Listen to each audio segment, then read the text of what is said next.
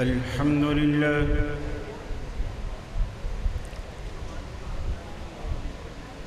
الحمد لله المنعم المحسن الديان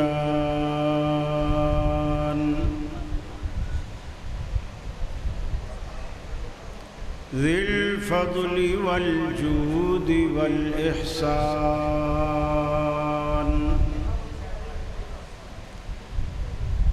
ذي الكرم والمغفرة والامتنان والصلاة والسلام على سيد الأنبياء خير الأنام وعلى آله وصحابه وأزواجه العظام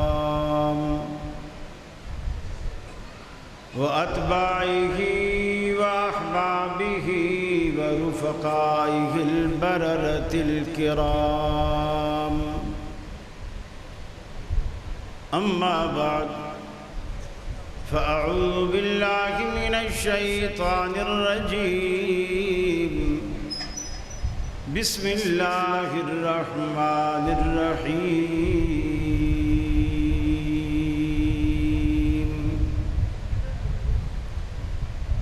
يا أيها الذين آمنوا أطيعوا الله وأطيعوا الرسول وأولي الأمر منكم فإن تنازعتم في شيء فردوه إلى الله والرسول إن كنتم تؤمنون بالله واليوم الآخر ذلكم خير لكم. حافظ بتائیں آگے. ذلك خير وأحسن تأويلا.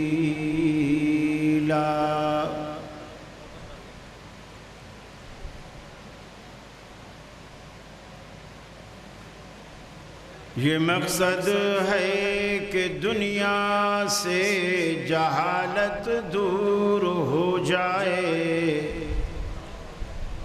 کلام اللہ سے مومن کا دل پر نور ہو جائے. یا الہی جب تک کہ میرے جسم میں جا رہے تجھ پہ صدقے تیرے محبوب پہ قربان رہے.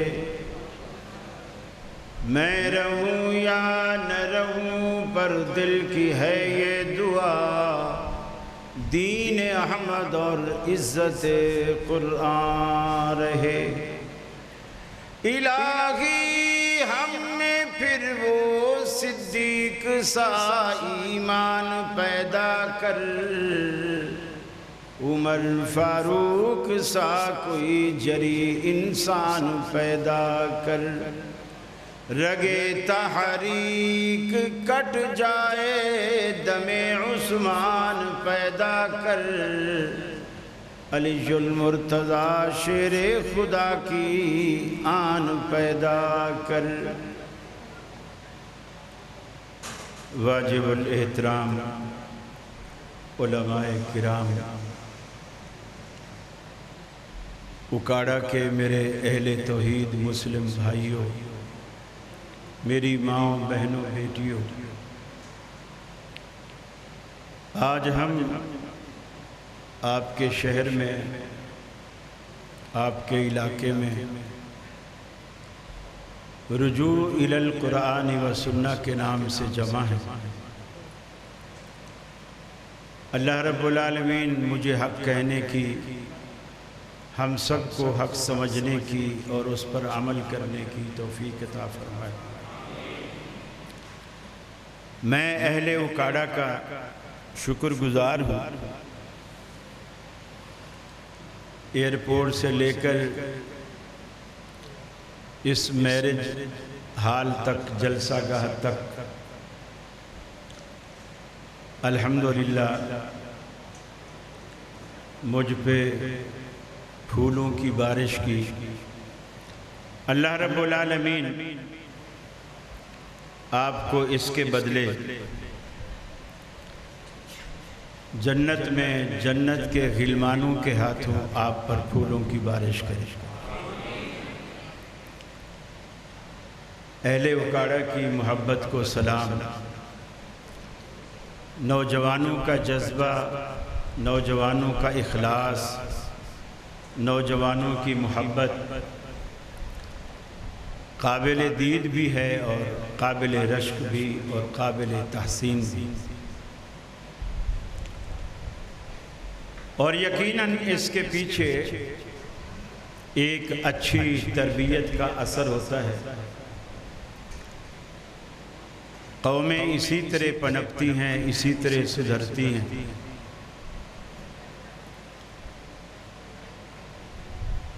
اللہ سے دعا ہے اللہ رب العالمین آپ احباب کا یہ جذبہ سدا سلامت رکھے، سدا برقرار رکھے۔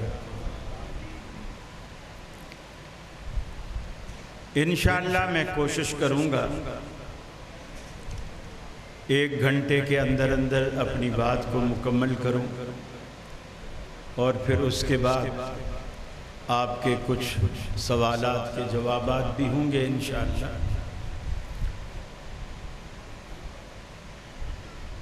اور ان کے لیے کچھ اور انتظام بھی ہے۔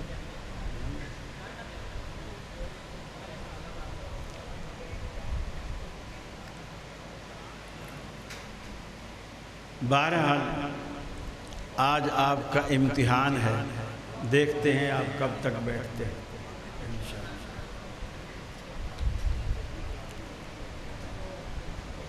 سوال یہ ہے کہ آدمی قرآن کی طرف، سنت کی طرف کیوں رجوع کرے، برادری کی طرف کیوں نہ جائے، اپنے مسلک اور تنظیموں کی طرف کیوں نہ جائے، قرآن و سننا ہی کیوں؟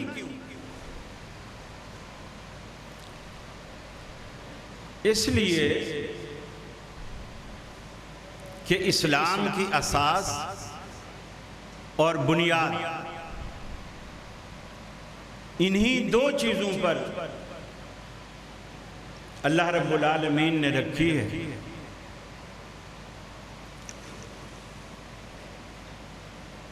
کہ جب بھی آپس میں تمہارا کسی مسئلے میں اختلاف ہو تو اس اختلاف کو ختم کرنے کا ایک حل ہے جو اللہ نے رکھا ہے۔ یہ پنکھا پہلے تو مجھے ہوا دے رہا تھا، اب نہیں دے رہا۔ آگے آپ نے پہلوان بٹھا دیے ہیں تو کہاں سے ہوا ہے؟ ہاں اب تھوڑی تھوڑی۔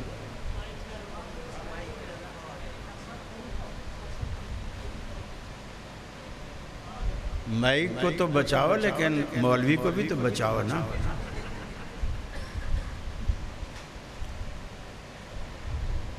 جب بھی آپ کا آپس میں کوئی تنازع، دینی مسئلہ، مثال کے طور پر ایک بندہ کہتا ہے ہاتھ سینے پر باندھنے چاہیے، دوسرا کہتا ہے نہیں پیٹ پہ باندھنے چاہیے، تیسرا کہتا ہے نہیں سرے سے باندھنے ہی نہیں چاہیے۔ اب تنازع تو ہو گیا، اس کا حل کیا؟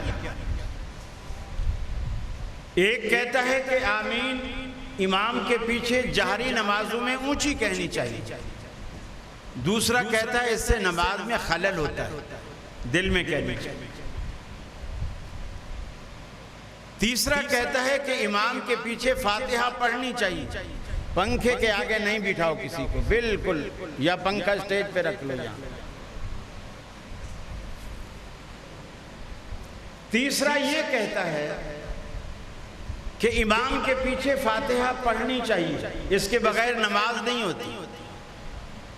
چوتھا کہتا ہے جو پڑھے گا قیامت والے دن اس کے منہ میں انگارے ڈلیں، پڑھنی نہیں چاہیے۔ رمضان آئے گا جھگڑا شروع ہو جائے گا، تراویح 20 پڑھیں کہ 8 پڑھیں۔ کرونا سے پہلے لوگ ہمیں مکے مدینے کے حوالے دیتے تھے، یہ تو اللہ بھلا کرے، کرونا کا اہل حدیثوں کے لیے بڑی اچھی چیز ثابت ہے۔ اب حرم میں بھی 8 اور 10 پڑھی جانے لگی کرونا کے بعد سے۔ اب ٹی وی پہ بھی مجھے کوئی نہیں کہتا کہ وہاں 20 ہوتی۔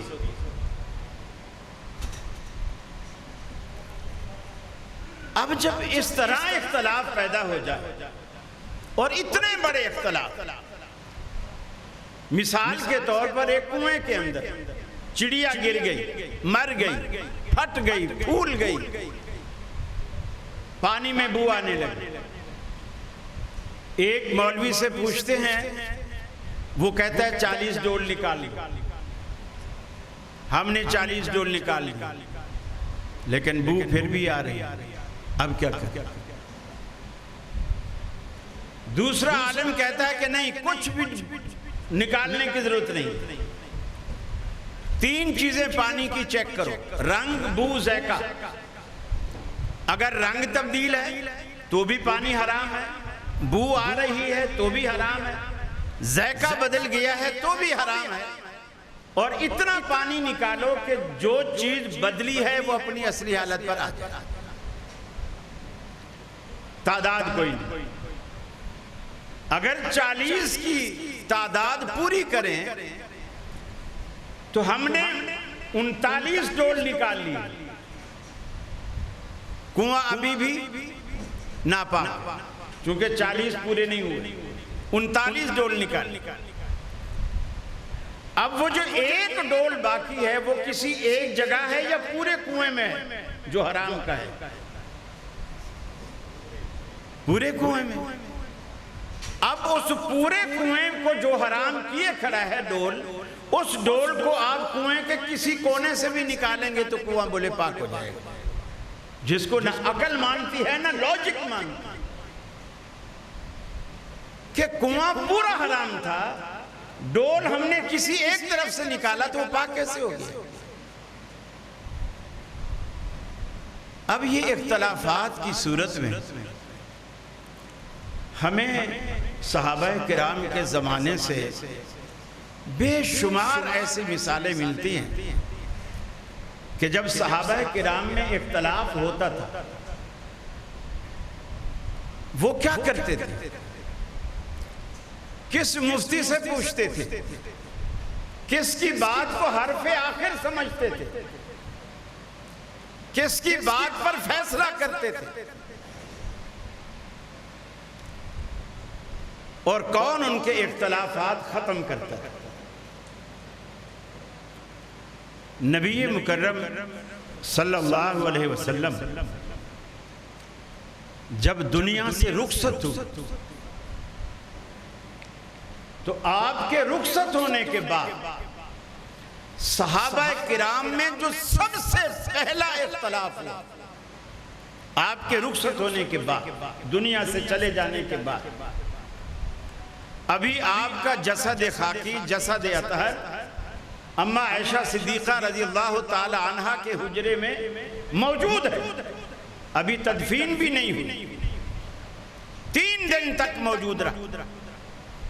آپ کی موجودگی میں صحابہ کرام میں جو سب سے پہلا اختلاف ہوا وہ سیدنا فاروق اعظم نے باقی صحابہ کرام سے کیا، پہلا اختلاف۔ تلوار نکال لی، مسجد نبی میں کھڑے ہو، مسجد نبی صحابہ سے ایسے بھری پڑی ہے جیسے آج آپ کے وجود سے اکاڑا کا یہ حال بھرا ہوا۔ حضرت عمر نے تلوار بے نیام کی، لہرانے لگے اور اعلان کیا، خبردار اگر کسی نے کہا نبی کریم صلی اللہ علیہ وسلم فوت ہو گئے ہیں تو عمر کی تلوار اس کا کام تمام کر دے گا، نبی فوت ہوتا ہی نہیں۔ آج بھی اس ذہن کے لوگ موجود ہیں جو کہتے ہیں نبی فوت نہیں ہوتے، بلکہ لوگوں نے یہاں تک لکھا کہ نبی کریم زندہ ہیں روضے میں، اور آپ کی بیویاں آپ پر روزے میں پیش کی جاتی ہیں اور آپ شباشی فرماتے ہیں۔ لکھا لکھنے والوں نے، حضرت عمر نے یہ آواز اٹھائی، اور اس کے مقابلے میں، اس کی مخالفت میں، اس کے رد میں صدیق اکبر کھڑے ہو۔ اب دیکھیے اختلاف معمولی لوگوں کا نہیں، میرا اور تیرا نہیں، ابو بکر صدیق اور عمر فاروق کا اختلاف۔ صدیق اکبر آئے، پہلے اپنی بیٹی عائشہ کے گھر گئے رضی اللہ تعالی عنہ، جسد اطہر ایک یمنی چادر میں ڈھکا ہوا تھا، دھاری دار چادر تھی، رخ انور سے چادر ہٹائی، پیشانی کا بوسہ دیا اور فرمایا اللہ آپ پر 2 موتیں نہیں لائے گا، یہی ایک ہی موت ہے جو آج مسجد میں آئی۔ عمر کی کوئی پرواہ نہیں کی، سیدھا ممبر پہ چڑھ گئے۔ ممبر پہ چڑھ کے حضرت عمر فاروق رضی اللہ تعالیٰ عنہ کے بالکل برعکس بات،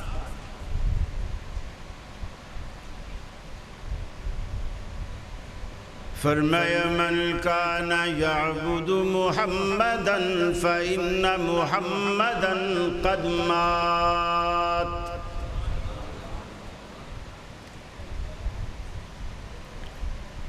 دنیا میں جو شخص محمد عربی صلی اللہ علیہ وسلم کی عبادت کرتا تھا، آپ کو اپنا معبود مانتا تھا، دنیا میں جو شخص آپ کی پوجا کیا کرتا تھا، وہ سن لے فَإِنَّ مُحَمَّدًا قَدْ مَاتَ، اس کا معبود آج فوت ہو گیا۔ 2 ٹوک جملہ، عمر کی تلوار کی بھی پرواہ نہیں کی۔ وَمَنْ كَانَ يَعْبُدُ اللَّهَ فَإِنَّ اللَّهَ حَيٌّ لَا يَمُوتُ، اور جو اللہ کی عبادت کرتا تھا وہ سن لے فَإِنَّ اللَّهَ حَيٌّ لَا يَمُوتُ، اس کا معبود زندہ ہے، ایسا زندہ ہے کہ اس پر کبھی موت نہیں آئے گی۔ 2 دعوے، 2 جلیل القدر صحابہ کرام کے دونوں متضاد دعوے۔ حضرت عمر فرماتے ہیں نبی فوت نہیں ہوئے، ابو بکر صدیق کہتے ہیں کہ نبی فوت ہو گئے۔ اب فیصلہ کیسے ہوا؟ صحابہ کس کی بات کو مانتے ہیں، کس کی بات کو رد کرتے ہیں اور کیوں؟ حضرت عمر کی فضیلت بھی صحابہ کرام کے سامنے ہے۔ صحابہ کو یہ معلوم ہے، اللہ کے حبیب نے فرمایا تھا لَوْ كَانَ بَعْدِي نَبِيٌّ لَكَانَ عُمَرٌ، اگر میرے بعد پیغمبر کے آنے کی کوئی گنجائش ہوتی تو عمر ضرور پیغمبر ہوتا۔ امہات المومنین فرماتی ہیں عمر عجیب شخص ہے، قرآن اترتا تو ہمارے گھر میں ہے مگر اکثر عمر کی مرضی کے مطابق اترتا ہے۔ صحابہ کرام کو یہ بھی معلوم ہے، اللہ کے حبیب نے فرمایا تھا عمر کے ایمان میں وہ جرأت، وہ شجاعت، وہ بہادری ہے، جس راستے پر عمر چل نکلے ابلیس وہ راستہ ہی چھوڑ دیتا ہے۔ صحابہ کرام کو یہ بھی معلوم تھا، اللہ کے رسول نے خواب دیکھ کر فرمایا میں نے خواب میں دیکھا لوگوں نے کرتے اور قمیصیں پہن رکھی ہیں، کسی کا کرتا سینے تک، کسی کا پیٹ تک، کسی کا گھٹنے تک۔ میں نے عمر کو دیکھا سر سے لے کر کے پاؤں تک پورے کا پورا اس کپڑے میں، لباس میں ڈھکے ہوئے ہیں۔ صحابہ نے عرض کی اللہ کے رسول آپ کیا تعبیر فرماتے ہیں؟ آپ نے فرمایا اس کی تعبیر یہ ہے کہ یہ عمر کا علم ہے جس نے عمر کو سر سے پاؤں تک ڈھانپ رکھا ہے۔ مگر اتنا بڑا علم رکھنے والا آج صدیق اکبر سے اختلاف کر کے کہتا ہے خبردار، جس نے کہا نبی فوت ہو گئے میں گردن اڑاؤں گا۔ صحابہ کو یہ بھی معلوم ہے ابو بکر صدیق معمولی آدمی نہیں، وہ شخص ہے جس کے بارے میں اللہ کے رسول نے فرمایا تھا دنیا میں جس نے بھی مجھ پر کوئی احسان کیا تھا میں ان کے احسانوں کا بدلہ دے چکا، مگر دنیا میں واحد ابو بکر ایک ایسا شخص ہے جس کے احسانوں کا بدلہ میں دنیا میں نہیں دے سکا، روز آخرت اللہ ہی اس کا بدلہ دے گا۔ صحابہ کو یہ بھی معلوم تھا کہ آپ نے صدیق اکبر کے بارے میں فرمایا، جب صدیق اکبر رضی اللہ تعالیٰ عنہ نے پوچھا اے اللہ کے رسول جنت کے 8 دروازے ہیں، کسی دروازے سے مجاہد جائے گا، کسی دروازے سے زیادہ نفل پڑھنے والا جائے گا، کسی دروازے سے حج عمرہ زیادہ کرنے والا جائے گا، کسی دروازے سے سخاوت کرنے والا جائے گا۔ اللہ کے حبیب کیا جنت کے 8 دروازے کوئی دنیا میں ایسا بھی خوش نصیب ہے جس کو جنت کے 8 دروازے بلائیں اے شخص میرے اندر سے داخل ہو جا، 8 دروازے اسے آواز دیں؟ آپ نے فرمایا انت منہم یا صدیق، اے ابو بکر تو انہی میں سے ہے جنہیں جنت کے 8 دروازے آواز دیں گے۔ صحابہ کرام کو حضرت عمر کی فضیلت بھی معلوم، ابو بکر کی فضیلت بھی معلوم، اس کے باوجود دونوں کے متضاد دعوے صحابہ کرام کے سامنے، دونوں متضاد دعوے آتے ہیں۔ میرا سوال ہے دیوبندی بھائیوں سے بھی، آج وہ لڑتے ہیں، ایک مماتی گروپ کہلاتا ہے، ایک حیاتی گروپ کہلاتا ہے۔ آج دنیا میں حیاتی والے زیادہ ہیں، مماتی والے ان کے گروپ میں کم ہیں۔ آج دنیا میں لڑتے ہیں، اس نقطے پر سوچئے کہ صحابہ کرام نے اس اختلاف کو کیسے ختم کیا اور کیوں؟ دونوں صحابہ کرام کی باتوں میں سے کس کی بات کو مانا اور کس کی بات کو رد کیا، اور کس بیس پر مانا اور کس بیس پر رد کیا؟ یہ ہمارے اختلافات کو آج بھی حل کرنے کا نسخہ وہی 1400 سال پرانا ہے۔ اس نسخے کو اگر آج بھی ہم استعمال کریں گے ہمارے اختلافات اسی طرح حل ہیں۔ اس میں نہ بریلوی کو ناراض ہونے کی ضرورت ہے، نہ دیوبندی کو ناراض ہونے کی ضرورت ہے، نہ اہل حدیث کو ناراض ہونے کی ضرورت ہے۔ یہ حل ہمیں صحابہ نے پیش کیا۔ صحابہ نے دیکھیے ابھی تک کسی کی تائید نہیں کی، نہ عمر کی تائید کی نہ ابو بکر کی تائید، چپ کر کے بیٹھ، دعویٰ وہ بھی کر رہے دعویٰ وہ بھی کر رہے، چپ کر کے بیٹھے۔ چپ کر کے کیوں بیٹھے؟ اس لیے چپ کر کے بیٹھے ہیں کہ ابھی تک دونوں شخصیات کے دعوے سامنے آئے ہیں، دلیل کسی نے نہیں دی۔ صحابہ کرام یہ جو عادت ہے نا دلیل لینے کی، دلیل مانگنے کی، دلیل پوچھنے کی اور پھر دلیل لے کر اس کو ماننے کی، یہ صرف اور صرف یقین مانیے دنیا میں اس وقت یہ صرف اہل حدیث کا مسئلہ ہے۔ دلیل لو، دلیل پوچھو، دلیل مانگو۔ میں آپ سے دعوے سے کہتا ہوں، اپنے تجربے کی بات کہتا ہوں، کہیں بریلویوں کا جلسہ ہو، کہیں دیوبندیوں کا جلسہ ہو، بڑا جلسہ ہو، کوئی آپ میں سے کھڑا ہو جائے یا کوئی پرچی بھیج دے مولوی کے پاس، حضرت آپ نے یہ جو فرمایا کہ پیر عبد القادر جیلانی کا دھوبی قبر میں بخشا گیا تھا، اس کی دلیل کیا ہے؟ یقین مانیے مولوی اسی وقت کہے گا آپ کے جلسے میں کوئی وہابی چھپا بیٹھا ہے، اس کو مارنا 100 شہیدوں کا ثواب، 100 شہیدوں کا ثواب۔ وہ کیوں کہے گا کہ وہابی چھپا بیٹھا ہے؟ اس کو پتا چلے گا یہ جو دلیل مانگتے ہیں نا، یہ انہی لوگوں کی عادت ہے، یہ انہی لوگوں کی عادت ہے دلیل مانگنا۔ ہماری تو عادت ہی ہے، ہم تو ہر جلسے ہر تقریر کے بعد کہتے ہیں کسی کے پاس کوئی سوال ہو، کوئی بات سمجھ نہ آئی ہو تو پوچھ لے، تاکہ جو بات خطیب صاحب اپنے بیان میں نہیں کہہ سکے اور آپ وہ کہلوانا چاہتے ہیں تو آپ پوچھ لیں۔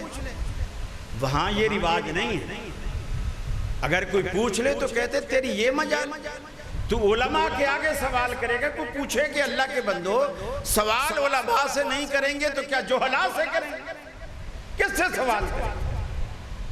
پوچھنے سے پتہ چلتا ہے، پوچھنے سے۔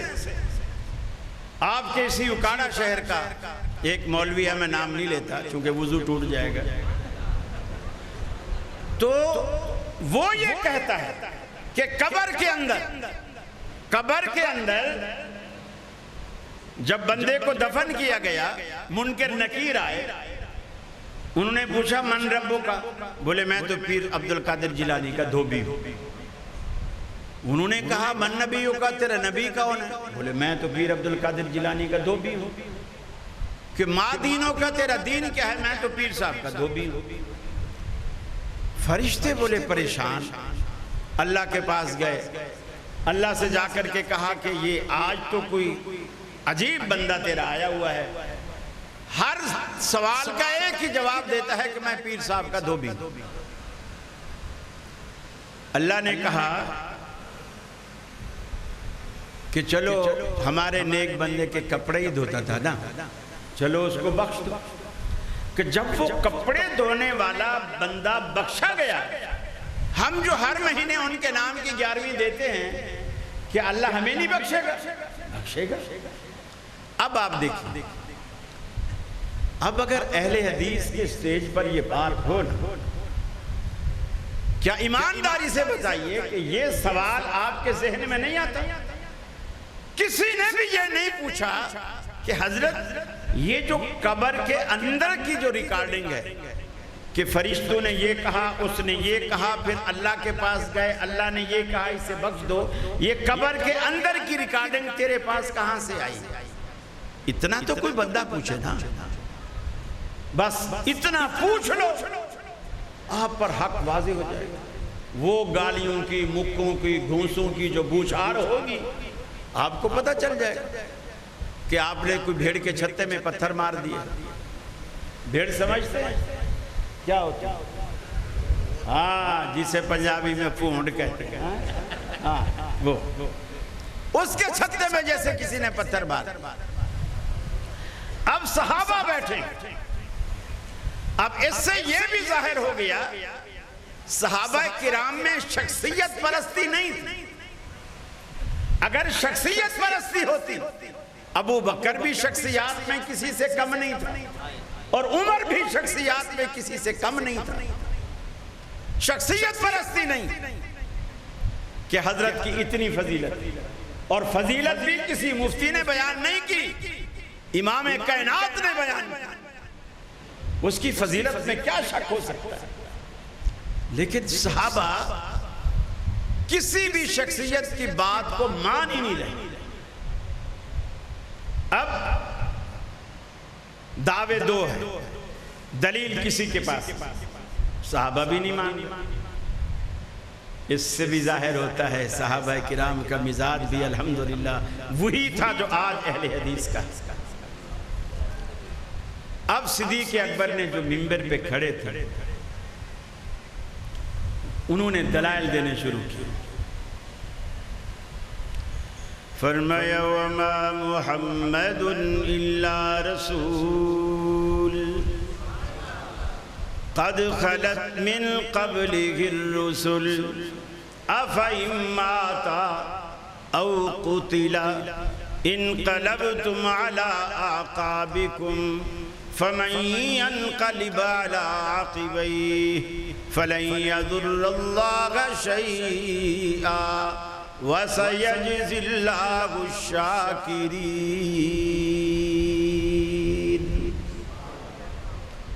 محمد عربی صلی اللہ علیہ وسلم بھی ایک رسول ہیں۔ صدیق اکبر نے رجوع الی القرآن فرماتے ہوئے قرآن میں سے دلیل اخذ کی۔ اللہ اپنے قرآن میں کہتا ہے محمد عربی صلی اللہ علیہ وسلم کی حیثیت بھی ایک رسول کی ہے۔ دنیا میں اور بھی پیغمبر آئے، آج ان میں سے کوئی بھی باقی نہیں، سب چل بسے۔ افإن مات او قتل، اگر ہمارا آخری پیغمبر بھی دنیا سے چل بسے، آپ پر موت کا اطلاق ہو جائے یا قتل کر دیے جائیں، کیا تم ایڑیوں کے بل اسلام سے منحرف ہو جاؤ گے، پلٹ جاؤ گے؟ دوسری دلیل دیتے ہوئے فرمایا قرآن کہتا ہے انک میت وانہم میتون۔ اے حبیب، آپ بھی دنیا سے رخصت ہونے والے ہیں، اور یہ کافر دن رات جو آپ کی موت کی تمنائیں کرتے ہیں یہ بھی تو رخصت ہونے والے ہیں۔ یہ آہستہ آہستہ بے ایمانی کر رہے ہیں۔ یہ لائٹ والے جو ہے اوپر کرو اس لائٹ کو، پھر نیچے گرا دیا، اوپر کرو اس کو۔ اللہ کے ولی شکل کالی نظر آئے گی تو میری آئے گی نا، آپ کو کیا فرق پڑتا ہے؟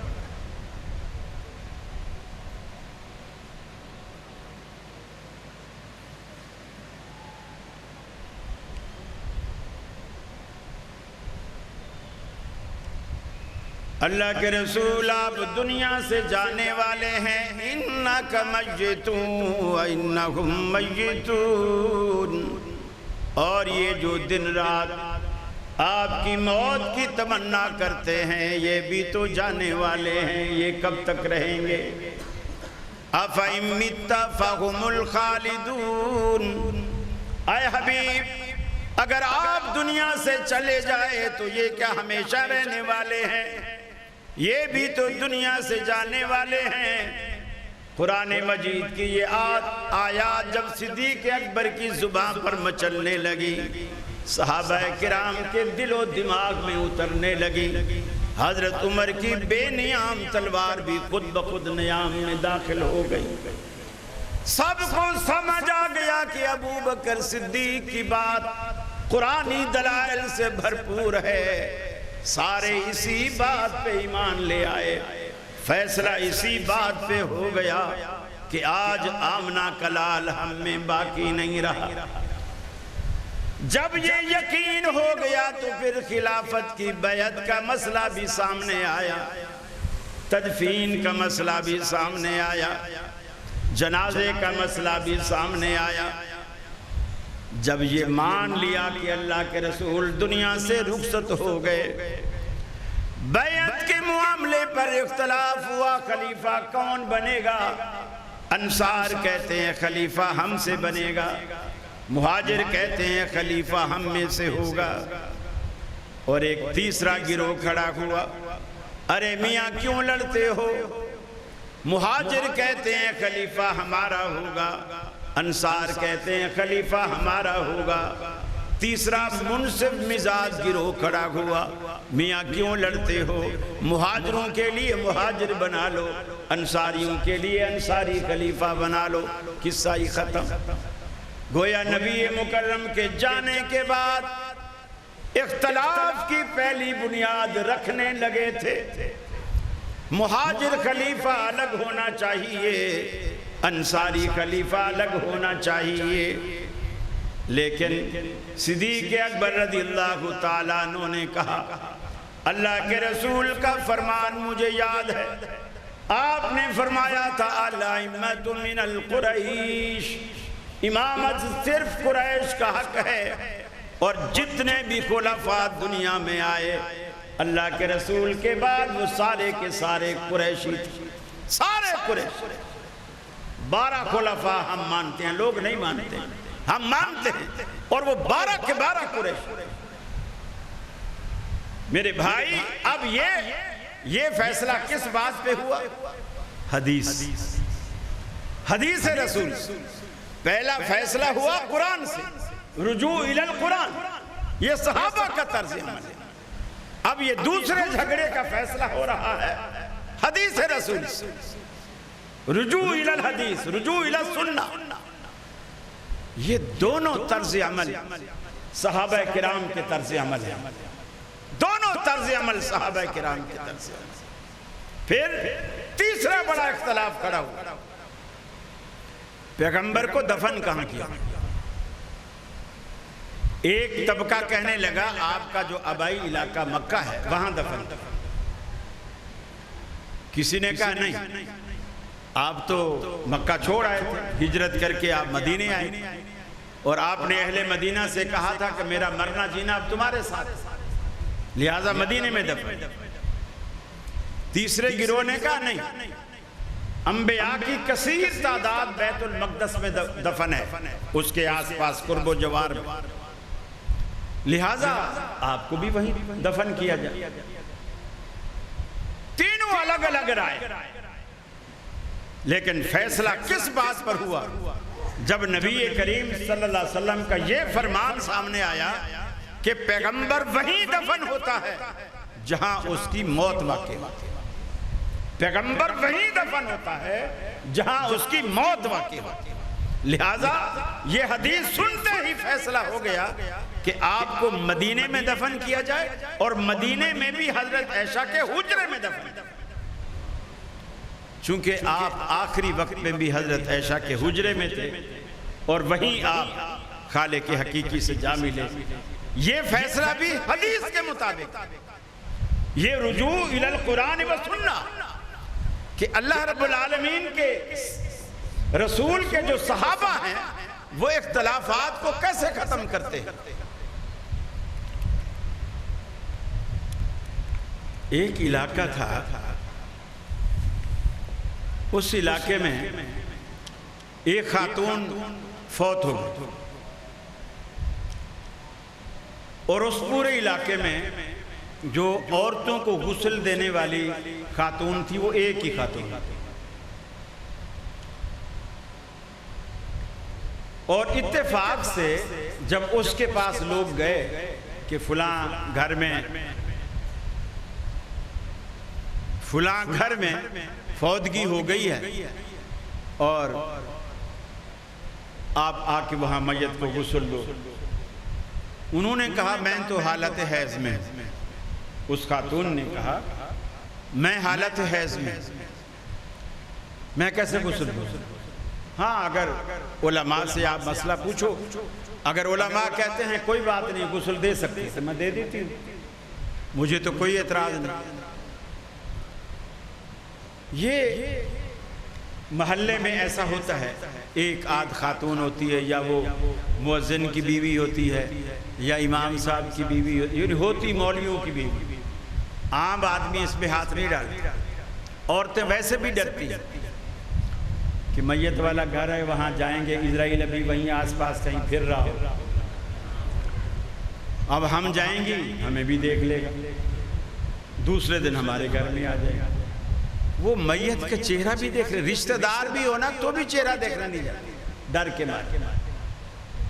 خود گھر والے بھی اس کمرے میں نہیں سوتے، جنازہ اٹھ بھی جائے چلا بھی اس کمرے میں نہیں سوتے۔ یہ مولویوں کو اس کا بستر، اس کی چاند، وہ جو بستر کی چاندنی چارپائی ہے جو مولویوں کو گفٹ کر جاتے ہیں نا صدقے میں، مرن اسی لیے کر جاتے ہیں۔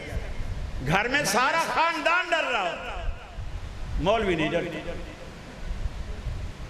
ابا مرحوم کی نشانی ہے، وصیت کر گئے تھے۔ اب آج کل کے مولوی بھی ہوشیار ہیں، انہوں نے کہا ابا مرحوم کی صرف یہی نشانی ہے، وہ آئی فون بھی تو یوز کرتے تھے، وہ کدھر؟ وہ راڈو گھڑی بھی تو یوز کرتے تھے، وہ کدھر ہے؟ یہ جو مسئلہ پوچھا گیا، علماء کچھ کہیں غسل دے سکتی، کوئی حرج نہیں. ان سے پوچھے دلیل، بولے بس غسل دے سکتی ہے، دلیل کوئی. کچھ علماء کہیں غسل نہیں دے سکتی کیونکہ یہ ناپاکی کی حالت ہے، بھی دلیل بس ناپاکی کی حالت ہے، نہیں دے سکتی. اسی کشمکش میں ظہر کا وقت آ، صبح کی مری ہے میت اور ظہر کا وقت آ گیا، نہلانے والی کوئی نہیں. امام ابو ثور رحمت اللہ علیہ بہت بڑے محدث ہیں، ظہر کی نماز پڑھنے کے لیے مسجد میں آئے. جب یہ مسجد میں آئے تو لوگوں نے کہا امام صاحب ہم بڑے پریشان ہیں، میت گھر پہ پڑی ہوئی ہے، غسل دینے والا کوئی نہیں. ایک عورت ہے وہ کہہ رہی ہے کہ میں حالت حیض میں ہوں، میں غسل کیسے؟ امام صاحب نے کہا اسے کہو کہ وہ غسل دے. لوگوں نے کہا دلیل؟ اب یہ جو ہمیں کہتے ہیں نا کہ یہ انگریز کی پیداوار ہے، یہ 10 سال 15 سال پہلے کے ہیں، اس سے زیادہ یا جب سے پاکستان بنا جب سے، اس سے پہلے یہ لوگ نہیں تھے. اب آپ دیکھو ہمارا نظریہ، ہماری دعوت، ہمارا منہج اس وقت سے. ہاں آپ یہ کہہ سکتے ہیں اکاڑا میں فلاں سن سے اہل حدیث ہے، یہ میں مانتا ہوں، لیکن دنیا میں ان کا وجود فلاں سن سے ہے ایسا نہیں. دنیا میں اہل حدیث کا وجود جب سے ہے، جب سے قرآن ہے، جب سے حدیث ہے. ساری دنیا نئی ہے، اہل حدیث پرانے. اہل حدیث پرانے ہیں، اسی لیے ہمیں دقیانوسی لوگ کہتے ہیں. لوگ کہتے ہیں دقیانوسی لوگ ہیں، پرانے ذہن کے مالک ہیں، یہ وہ 1400 سال پرانی باتیں کرتے ہیں، نئی بات یہ کرتے ہی نہیں. امام ابو ثور رحمت اللہ علیہ نے کہا اس خاتون کو بولو غسل دے. لوگوں نے کہا دلیل؟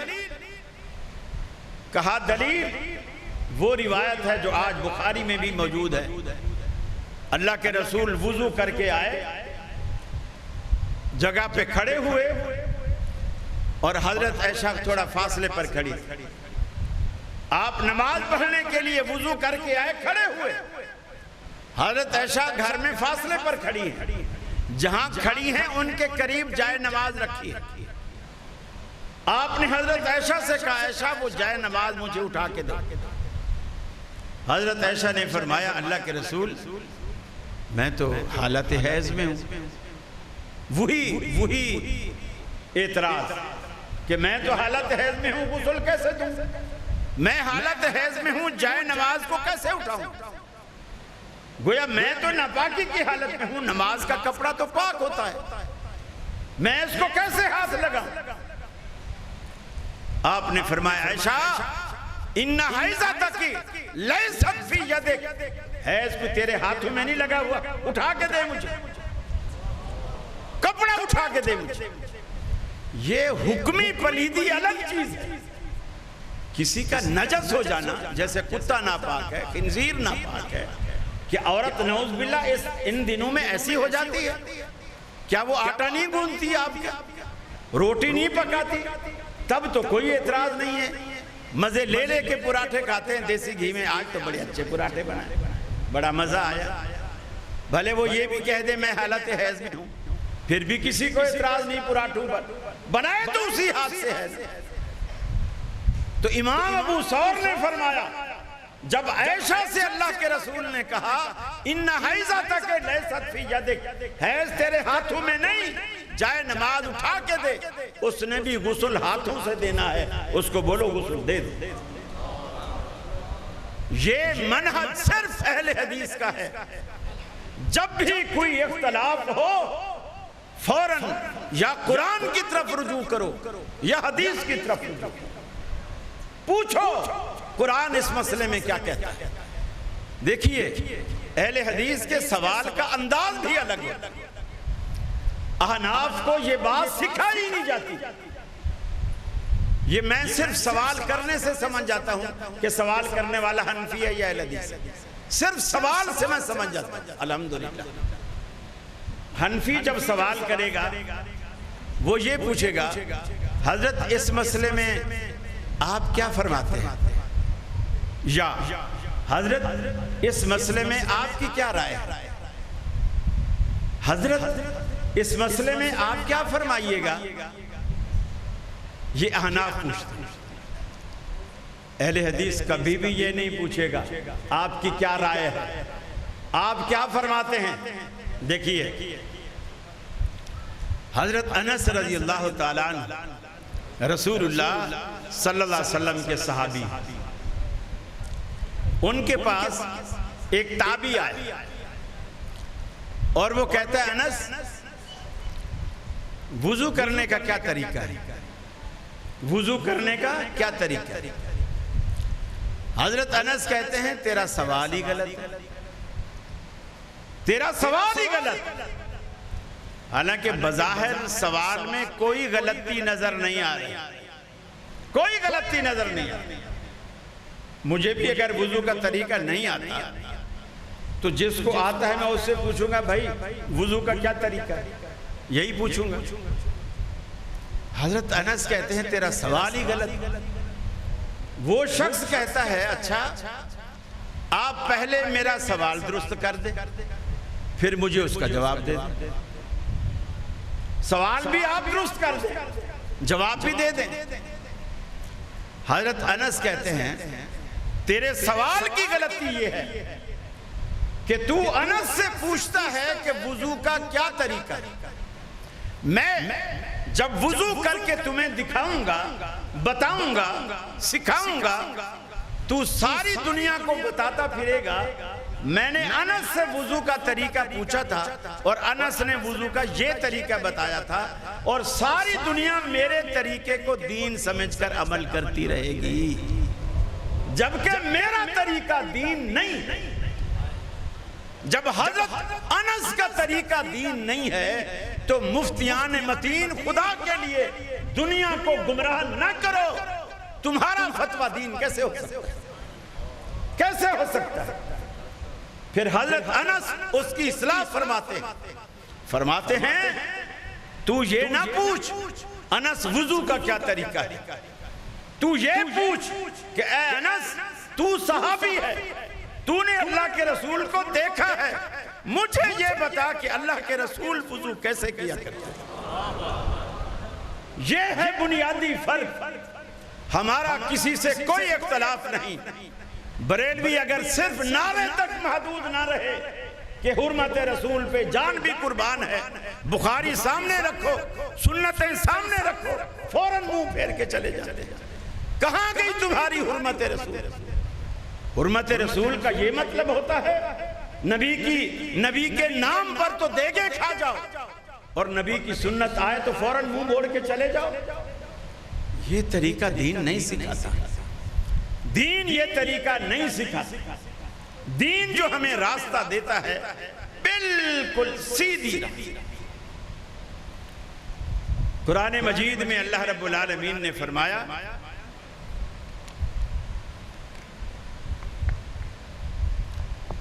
والذین آمنوا وعملوا الصالحات وآمنوا بما نزل على محمد وهو الحق۔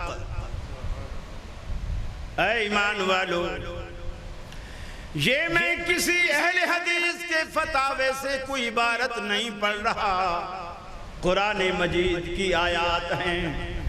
سورہ محمد میں رب العالمین نے فرمایا والذین آمنوا وعملوا الصالحات، وہ لوگ جو ایمان لائے اور نیک عمل کرتے رہے، نیک عمل کرتے رہے۔ اے ایمان والو، ایمان بھی لاؤ اور نیک عمل بھی کرتے رہو۔ وآمنوا بما نزل علی محمد، اور ایمان لائے اس بات پر جو محمد عربی صلی اللہ علیہ وسلم نے نازل فرمائی۔ نزل علی محمد، آپ صلی اللہ علیہ وسلم کی ذات پر اللہ رب العالمین نے جو بات اتاری اس پر عمل کیا۔ وَهُوَ الْحَقُّ مِن رَبِّهِمْ، ان کے رب کی طرف سے وہی حق ہے۔ اللہ حق بھی اسی کو کہہ رہا ہے۔ اور محمد عربی پر صرف قرآن نہیں اترا، اکاڑا والو یہ بات یاد رکھ لو، محمد عربی پر صرف قرآن نہیں اترا، اللہ کے رسول کا فرمان ہے۔ آپ نے فرمایا الا انما اوتیت القرآن ومثلہ معہ، خبردار مجھے اللہ نے قرآن بھی دیا ہے اور قرآن کی مثل اس کے ساتھ اور چیز بھی عطا کی ہے، اور وہ حکمت، جس کو قرآن جگہ جگہ کہتا ہے کہ حبیب آپ کو ہم نے قرآن بھی عطا کیا، کتاب بھی عطا کی، حکمت بھی عطا کی۔ وہ حکمت ہے جسے اللہ کے رسول نے کہا مجھے اللہ نے مجھ پر دو چیزیں اتاری، ایک قرآن بھی اتارا ہے اور اس کی جیسی اس کی مثل اور چیز اتاری۔ یہ جو قرآن کا معنی اور مفہوم ہے نا، یہ حدیث رسول کے بغیر آپ سمجھ نہیں سکتے، آپ سمجھ ہی نہیں سکتے۔ میں عرض کر رہا تھا کہ صحابہ کرام کا مزاج یہ تھا۔ آپ سنیے، قرآن مجید کہتا ہے اقیم الصلاۃ، نماز کو قائم کرو۔ پورا قرآن پڑھیے، آپ کو نماز قائم کرنے کا طریقہ نہیں ملے گا۔ نماز کہتے کسے ہیں؟ ظہر کی کتنی رکھتے ہیں؟ رکعت کسے کہتے ہیں؟ فجر کی کتنی رکھتے ہیں؟ عشاء کی کتنی رکھتے ہیں؟ رکوع ایک رکعت میں کتنے؟ سجدے ایک رکعت میں کتنے؟ کن چیزوں سے نماز ٹوٹ جاتی ہے؟ کیسے وضو ہوتا ہے؟ اگر قرآن کا وضو دیکھو تو شروع ہی چہرے سے ہوتا ہے۔ اذا قمتم الی الصلاۃ فاغسلوا وجوہکم، سب سے پہلے چہرہ دھوؤ، قرآن کہتا ہے۔ قرآن قرآن قرآن کی رٹ لگانے والوں سنو، جب تک نبی کو نہیں ساتھ ملاؤ گے قرآن کے، قرآن آپ کی فہم میں، آپ کی بصیرت میں قرآن آ ہی نہیں سکتا۔ دیکھیے اب قرآن کی حکمت اور نبی کی حکمت دیکھیے۔ قرآن کہتا ہے جب نماز کے لیے آؤ سب سے پہلے اپنا چہرہ دھو، سب سے پہلے چہرہ دھو، یہ قرآن کا وضو ہے۔ اب ایک ڈیزل گاڑیوں کا مکینک ہے آپ کے اکاڑا میں، ڈیزل گاڑیوں کا مکینک، گاڑی کے نیچے ہی لیٹ کے آئل کھولتا ہے، آئل بدلتا ہے، سارے ہاتھ کالے، کپڑے کالے۔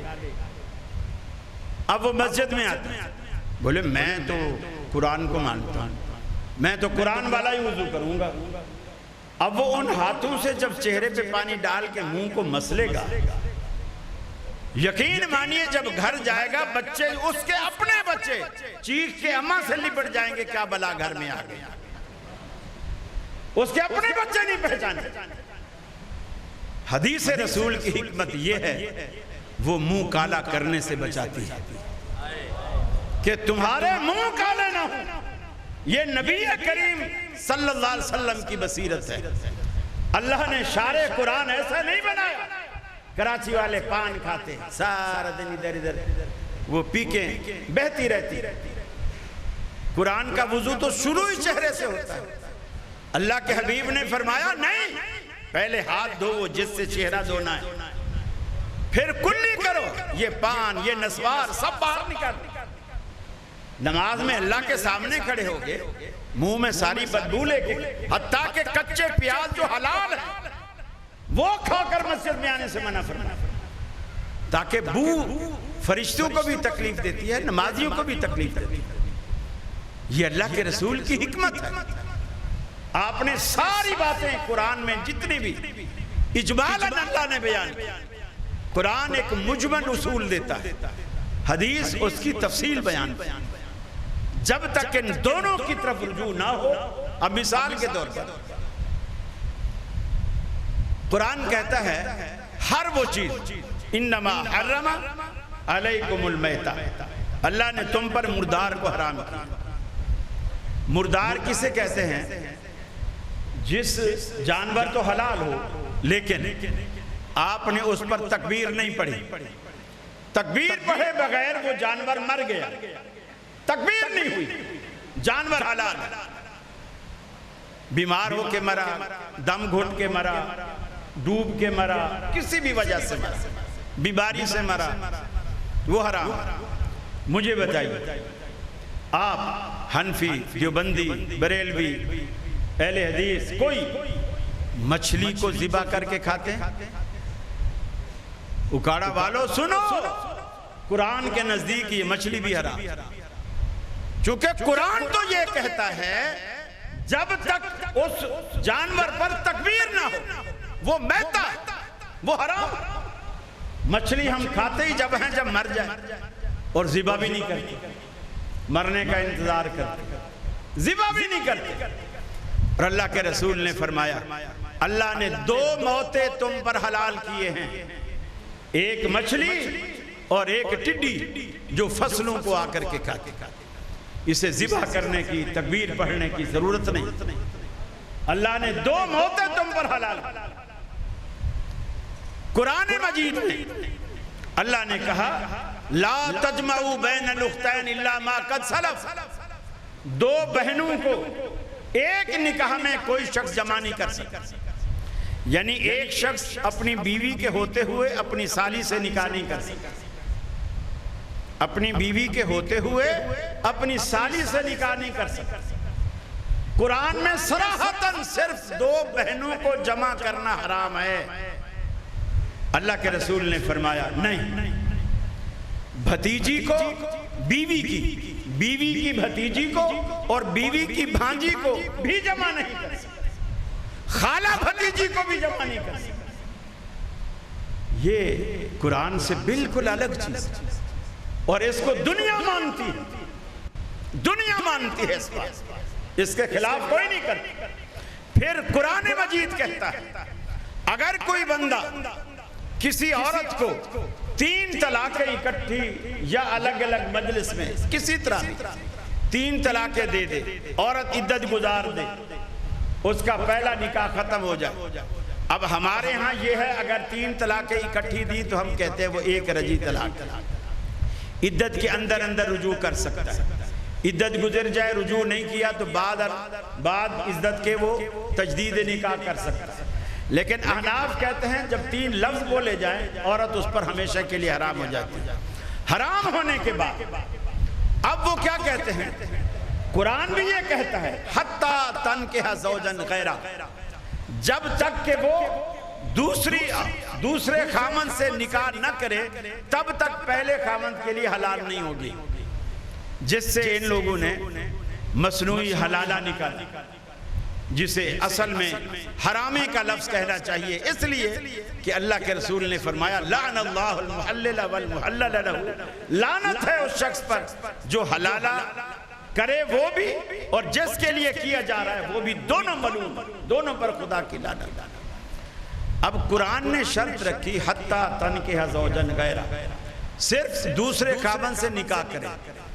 اللہ کے رسول نے فرمایا نہیں، صرف نکاح شرط نہیں ہے، صحبت بھی شرط ہے، اور یہ قرآن میں کہیں نہیں، یہ قرآن میں کہیں نہیں ہے۔ اللہ کے رسول نے کہا جب تک قرآن مجید کو نبی رحمت کی طرف ان کی زبان سے نہیں سمجھیں گے تو ہمیں قرآن کا صحیح مفہوم، دین کا صحیح مفہوم، دین کا صحیح مطلب ہماری سمجھ میں نہیں آ سکتا۔ اور قرآن مجید یہ کہتا ہے، فرمایا اِنَّا أَنزَلْنَا إِلَيْكَ الذِّكْرَ لِتُبَيِّنَ لِلنَّاسِ مَا نُزِّلَ إِلَيْهِمْ، اے محبوب ہم نے قرآن پاک کو آپ کی طرف اس لیے نازل کیا لِتُبَيِّنَ لِلنَّاسِ، تاکہ آپ لوگوں کے لیے بیان کریں مَا نُزِّلَ إِلَيْهِمْ، جو کچھ ہم نے ان کے لیے نازل کیا۔ آپ کی زبان مبارک سے لوگ سنیں، آپ کی زبان مبارک سے لوگ سمجھیں اور آپ سے دین کو سیکھیں، اس لیے کہ ہم نے شارع قرآن آپ کو بنا کر بھیجا ہے، لہٰذا کسی مفتی کا کوئی دخل نہیں، किसी आलिम का कोई दखल नहीं, किसी मसलक का कोई दखल नहीं। हम उस वक्त तक मुसलमान नहीं हो सकते जब तक ला इलाहा इल्लल्लाह मुहम्मदुर रसूलुल्लाह का तकाज़े पूरे न करें। और इस कलमे का तकाज़ा ये है, अल्लाह की बात मानो, उसके रसूल की बात मानो। जब तुम्हारा झगड़ा हो जाए किसी मसले में, अपने मसले को कुरान और हदीस पर पेश करो, जैसे सहाबा किराम ने पेश किया। अल्लाह से दुआ है अल्लाह रब्बुल आलमीन मुझे भी और आपको भी अमल करने की तौफीक अता फरमाए। व आखिर दावाना अनिल हम्दुलिल्लाहि रब्बिल आलमीन।